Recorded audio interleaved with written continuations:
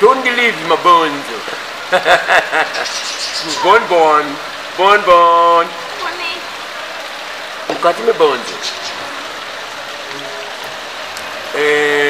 Money is cows. Yeah.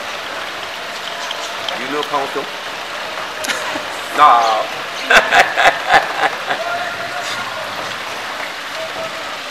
Money is mongo. Which sorry. The bone, sorry. Jack.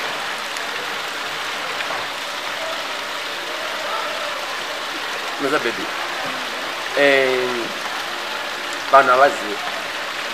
Kuti kurara. Kwa mai na baba. Bedroom. Kurara kwa mai na baba bedroom. Hausi kushota kwa dzimba.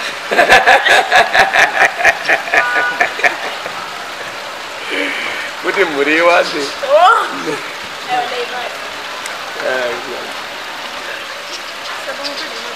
Yeah, I'm going to eat bones.